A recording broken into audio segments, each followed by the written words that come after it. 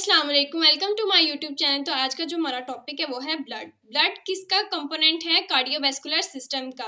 Cardiovascular system 3 components में मुश्तमिल होता है। उसका फर्स्ट कंपोनेंट है हार्ट, जो कि एक पंपिंग ऑर्गन के तौर पे एक्ट करता है और ब्लड को पंप करता है।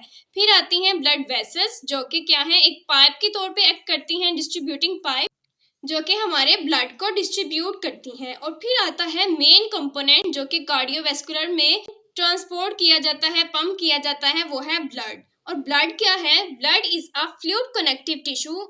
सो बेसिकली ब्लड क्या है? एक फ्लूइड है जो कि फ्लो करने की पावर रखता है। एंड क्या है नेक्स्ट? ये एक कनेक्टिव टिश्यू है। कनेक्टिव टिश्यू इसलिए क्योंकि जब ये हमारी ब्लड वेसल्स में और हमारे सेल्स टिश्यू में जाता है तो ये इसमें ये एबिलिटी होती है कि ये हमारे सराउंडिंग टिश्यू से कनेक्शन में रहता है, इसलिए इसको हम कहते हैं कनेक्टिव टिश्यू। और सेकंड, इसकी जो कंपोजिशन होती है वो किसकी तरह होती है? कनेक्टिव टिश्यू की तरह, जिसमें आ जाती हैं सेल्स आता है, मैट्रिक्स आता है और फाइबर्स आते हैं। और it circulate continuously around the body. हमारी बॉडी में हर टाइम हमारा ब्लड जो है वो सर्कुलेट करता रहता है ताकि वो अपने फंक्शंस को परफॉर्म कर सके, allowing constant communication between tissue distant from each other.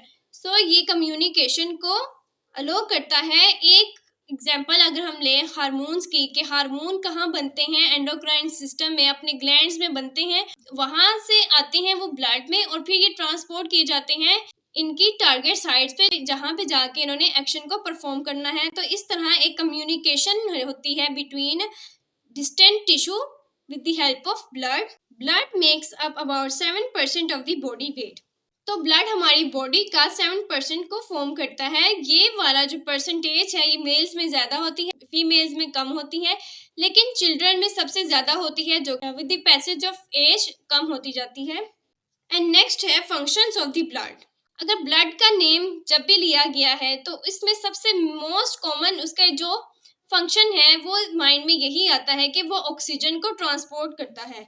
The main function of the blood is to maintain intracellular homeostasis. Homeostasis क्या होती है? हमारे अंदर के एक बैलेंस, जो इक्विलिब्रियम है किसी भी चीज़ का, उसको मेंटेन करना। तो यहाँ पे किस चीज़ का इक्विलिब्रियम होगा? Carries oxygen and nutrients to the cells. ये हमारे सेल्स में ऑक्सीजन को लेके जाता है और न्यूट्रिएंट्स को लेके जाता है, जो उसकी एनर्जी की नीड को पूरा करता है। And second, carries carbon dioxide and other wastage away from the cells.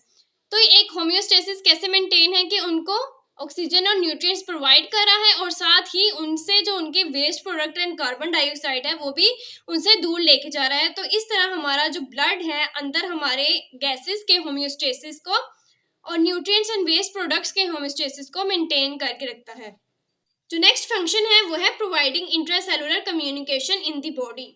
तो ये इंट्रासेलुलर कम्युनिकेशन कैसे प्रोवाइड करता है? फॉर एग्जांपल यहाँ पे वंस अगेन किसकी दी गई हुई है एग्जांपल? एंडोक्राइन ग्लैंड्स में बनने वाली हार्मोन्स की, कि हार्मोन बनते तो एंडोक्राइन ग्लैंड में हैं, जो कि मे बी टारगेट ऑर्गन से बहुत दूर हों।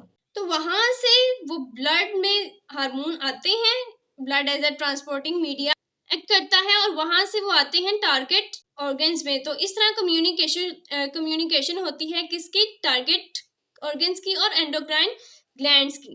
नेक्स्ट है प्रोटेक्शन एंड डिफेंस। अब ब्लड प्रोटेक्शन एंड डिफेंस को कैसे प्रोवाइड करता है? ब्लड में होते हैं ब्लड सेल्स, जिसमें आते हैं WBCs, वाइट ब्लड सेल्स, और इनमें आते हैं हमारा फाइटिंग इम्यून सिस्टम के सेल्स, जो कि हमारी बॉडी को प्रोटेक्शन प्रोवाइड करता है against different kind of diseases. And because of this cell जो कि हमारे ब्लड में प्रेजेंट होते हैं, ब्लड हमारी बॉडी को प्रोटेक्शन एंड डिफेंस प्रोवाइड करता है। एंड लास्ट में है सेल्फ रिपेयर मैकेनिज्म, जिसमें आता है क्लॉटिंग कैस्केड। अब रिपेयर मैकेनिज्म में क्या होता है? हमारी ब्लड में होते हैं प्लेटलेट्स और कुछ ऐसी प्रोटीन्स होती हैं जो क्या करती हैं? क्लॉटिंग को प्रमोट करती हैं। अब ब्लड क्लॉटिंग क्या है? क्लॉटिंग हमारे ब्लड की फ्लूइडी नेचर जो होती है उसको चेंज करके सेमी सॉलिड का या सॉलिड एक मास बन जाता है, क्लॉट सा बन जाता है, ताकि जो हमारा ब्लड है उसका एक्सेस फ्लो जो होता है उसको रोक सके। और वो एक्सेस फ्लो किस वजह से? In the case of injury, जब कोई इंजरी होती है तो ब्लड लॉस ना हो जाए, इसलिए वहाँ पे क्लॉट बन जाता है। तो इसको हम कहते हैं सेल्फ रिपेयर मैकेनिज्म। नेक्स्ट आ गया है ब्लड की कंपोजिशन। ब्लड में मेनली 2 चीज़ें होती हैं, एक होता है प्लाज्मा जो कि उसकी 55% कंपोजिशन को बनाता है। नेक्स्ट है सेलुलर एलिमेंट्स या सेलुलर फ्रेगमेंट्स या सेलुलर फ्रैक्शन जो कि उसके 45% कंपोजिशन को बनाते हैं। अब सेलुलर फ्रैक्शन है वो डिफरेंट 3 टाइप्स में डिवाइड हैं। आरबीसीज जिसको हम एरिथ्रोसाइट्स कहते हैं, डब्ल्यूबीसीज जिसको हम ल्यूकोसाइट्स कहते हैं, प्लेटलेट्स जिनको हम थ्रोम्बोसाइट्स कहते हैं। सो मेनली ब्लड एक सस्पेंशन के तौर पे प्रेजेंट होता है बॉडी में, जिसमें प्लाज्मा जो है वो वाटरी मीडिया होता है और उसके अंदर हमारे जो सेल्स होते हैं एक सॉलिड पार्टिकल्स के तौर पे सस्पेंड होते हैं। और ये कंपोनेंट जो है इनको हम सेपरेट भी कर सकते हैं with the help of centrifugation. अगर इसको हम सेपरेट करेंगे तो इस तरह 3 लेयर्स हमें मिलेंगी। सबसे ऊपर आएगा प्लाज्मा जो कि पेल येलो कलर का होता है और उसकी कंपोजिशन बाकी कंपोजिशन से ज्यादा होती है। और फिर आएगी बफी कोट। अब बफी कोट क्या है, इसमें प्रेजेंट होते हैं हमारे डब्ल्यूबीसीज एंड प्लेटलेट्स। और फिर लास्ट में आते हैं हमारे रेड ब्लड सेल्स। तो इस तरह सेंट्रीफ्यूगेशन के बाद हमारे जो डिफरेंट कंपोनेंट्स ऑफ ब्लड हैं वो सेपरेट हो जाते हैं। सबसे पहले उसके फर्स्ट कंपोनेंट से स्टार्ट करते हैं जो कि क्या है, plasma. Plasma is a pale yellow color liquid component of a blood that holds the cellular elements of the blood in a suspension. Basically plasma liquid है जो कि एक मीडिया के तौर पे एक्ट करता है या एक सोलवेंट के तौर पे एक्ट करता है, जिसमें हमारे ब्लड सेल्स जो होते हैं वो सस्पेंडेड होते हैं और इसका जो कलर है वो क्या है, पेल येलो होता है। अगर इसकी कंपोजिशन के बारे में बात की जाए तो प्लाज्मा जो है वो कितना अप टू 91.5% वाटर का होता है। एक फ्लूइड है जो वाटरी नेचर का होता है और इसमें 7% प्रोटीन्स होती हैं और अदर सॉल्यूट्स कितने होते हैं, 1.5%। अगर हम प्रोटीन की बात करें तो इसमें प्रेजेंट है एल्ब्यूमिन, ग्लोब्यूलिन, फिब्रिनोजेन। और अगर हम अदर सॉल्यूट्स की बात करें तो इसमें प्रेजेंट है electrolytes like sodium, potassium, calcium, magnesium जो कि डिफरेंट काइंड ऑफ फंक्शंस को परफॉर्म करते हैं हमारी बॉडी में। अगर सोडियम पोटाशियम की बात करें तो ये हमारी नर्व इम्पल्स में इंपॉर्टेंट रोल प्ले करते हैं। अगर कैल्शियम की बात करें तो ये हमारी मसल्स की कॉन्ट्रैक्शन में इंपॉर्टेंट रोल प्ले करते हैं। इसके अलावा भी इलेक्ट्रोलाइट जो है हमारी ऑस्मोटिक प्रेशर को मेंटेन करने के लिए and different kind of things को मेंटेन करने के लिए बहुत ज़रूरी होते हैं। नेक्स्ट है गैसेस। मोस्ट कॉमन गैसेस जिसका हमें पता है कि हमारा ब्लड ट्रांसपोर्ट करता है और एक्सचेंज करता है वो है ऑक्सीजन एंड कार्बन डाइऑक्साइड। उसके अलावा एक और गैस है नाइट्रोजन जो कि हमारे ब्लड में प्रेजेंट होती है। एंड नेक्स्ट है न्यूट्रिएंट्स। कौन कौन से न्यूट्रिएंट प्रेजेंट होते हैं प्लाज्मा में, इनमें आ जाता है glucose, amino acid and fatty acids. ये न्यूट्रिएंट्स भी हमारी बॉडी के लिए बहुत इंपॉर्टेंट है। ग्लूकोज जो है ये मेन हमारा एनर्जी सोर्स होता है। एंड नेक्स्ट है वेस्ट प्रोडक्ट्स जो कि हमारे प्लाज्मा में प्रेजेंट होते हैं जो कि different kinds of cells tissue से एक्सचेंज किए जाते हैं। उसमें आता है urea, uric acid and ammonia. ये थी कंपोजिशन ऑफ प्लाज्मा कि हमारी प्लाज्मा में कौन कौन सी चीज प्रेजेंट है। अब उन्हीं कंपोनेंट्स के फंक्शंस को भी देख लेते हैं। तो सबसे पहले है वाटर। तो वाटर प्लाज्मा में क्या रोल प्ले करता है, ये चीज़ों को एब्जॉर्ब करने में हेल्प करता है, ट्रांसपोर्ट करने में हेल्प करता है और हमारी ब्लड में जो हीट प्रेजेंट होती है उसको रिलीज करने में हेल्प करता है।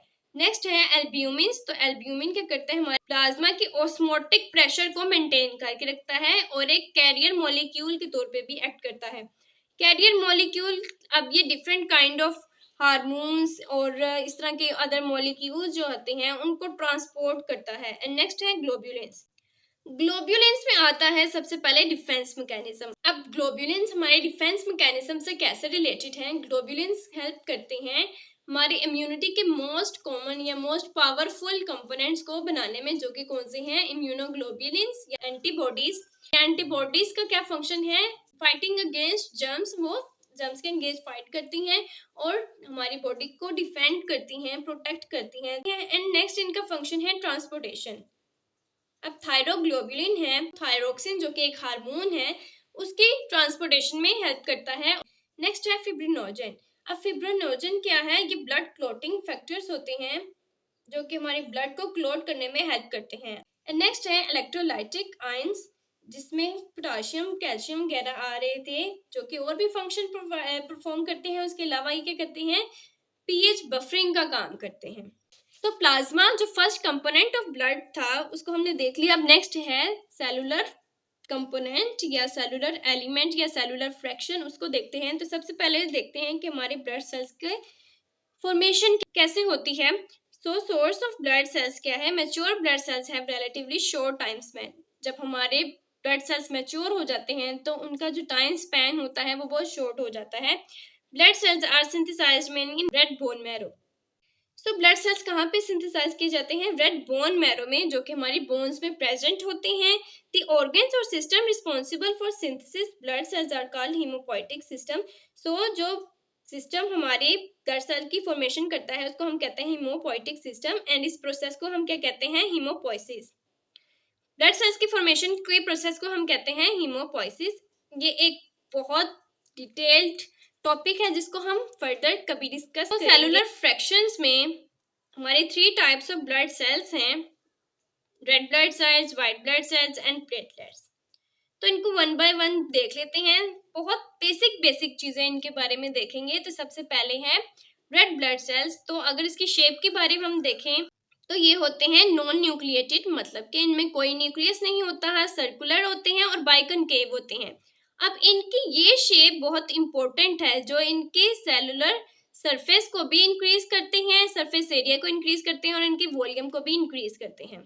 वॉल्यूम किस लिए चाहिए? ज्यादा वॉल्यूम होगा तो ज्यादा ट्रांसपोर्टेशन ऑफ ऑक्सीजन होगी। एंड इनकी जो शेप है जो थिक होती है एजिस में और थिन होती है सेंटर में, वो इसलिए ताकि फास्ट एक्सचेंजमेंट ऑफ गैसेस हो सके और ताकि जो सरफेस एरिया है उससे ज्यादा ट्रांसपोर्टेशन हो सके गैसेस की। नेक्स्ट अगर हम इसकी साइज को देख लें तो इसका जो डायामीटर है वो कितना होता है? 7 to 8 माइक्रोमीटर होता है, और जो थिकनेस होती है वो 2.5 माइक्रोमीटर होती है, जो कि एजेस और सेंटर में डिफर करती है। सेंटर में ये ज्यादा थिन होता है।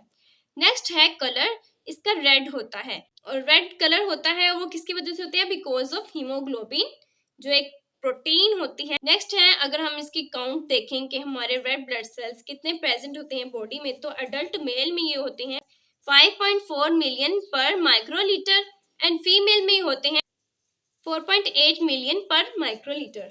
एंड अगर हम इसके लाइफ स्पैन को देखें तो ये कितने दिन तक रहते हैं? 120 डेज तक हमारे रेड ब्लड सेल्स रहते हैं और उसके बाद ये न्यूली फॉर्म होते हैं। एंड नेक्स्ट है some basic important function of red blood cells. इसमें आती है transportation from of oxygen from lungs to tissue and transport carbon dioxide from tissue to lungs.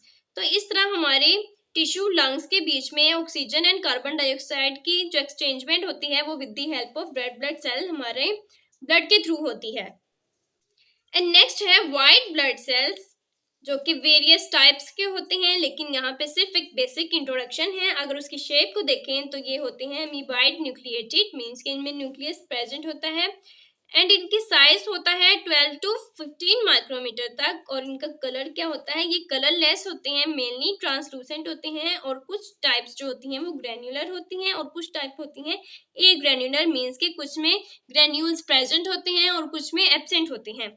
Next अगर हम इनके काउंट को देखें तो ये 5000 से 10,000 WBC पर माइक्रोलीटर प्रेजेंट होते हैं। और अगर हम इसके लाइफ स्पैन को देखें तो इनका लाइफ स्पैन हमारी रेड ब्लड सेल से कम होता है, ये सिर्फ 10 to 13 डेज तक लाइव रह सकते हैं। और अगर वाइट ब्लड सेल्स के फंक्शन की बात की जाए तो ये इसका फंक्शन मेनली क्या होता है? डिफेंस और प्रोटेक्शन में, एलर्जी में, किसी टाइप ऑफ डिजीज में बहुत मेजर रोल प्ले करते हैं हमारे वाइट ब्लड सेल्स। ये हमारी बॉडी में एज अ फाइटर प्रेजेंट होते हैं, जो कि हर टाइम फाइट करते रहते हैं against different diseases, germs. Last है प्लेटलेट्स।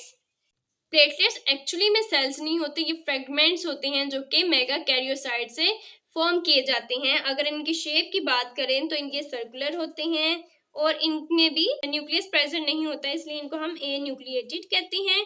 एंड साइज की बात की जाए तो ये बहुत शॉर्ट होते हैं, 2 to 4 माइक्रोमीटर साइज होता है इनका। नेक्स्ट अगर काउंट की बात करें तो इनका काउंट है 150,000 से 400,000 पर माइक्रोलीटर। सो अगर लाइफ स्पैन की बात करें तो हमारे सारे ब्लड सेल्स में सबसे कम लाइफ स्पैन होता है प्लेटलेट्स का, जो कि सिर्फ 5 to 9 डेज तक होता है। और इसके फंक्शन में इसका क्या है? Blood clotting. Blood clotting means के जो क्लोट बनता है और हमारे एक्सेस वेस्ट ऑफ प्रोडक्ट को प्रिवेंट करता है। 2 कंपोनेंट्स की वजह से होता है, एक फिब्रिनोजन की वजह से एंड नेक्स्ट वो प्लेटलेट्स की वजह से। ये 2 चीजें मिल के हमारे ब्लड की क्लोटिंग कैस्केड को फॉर्म करते हैं। आई होप सो कि आपको समझ आई होगी। सो मिलते हैं नेक्स्ट वीडियो में। अंटिल देन अल्लाह हाफिज।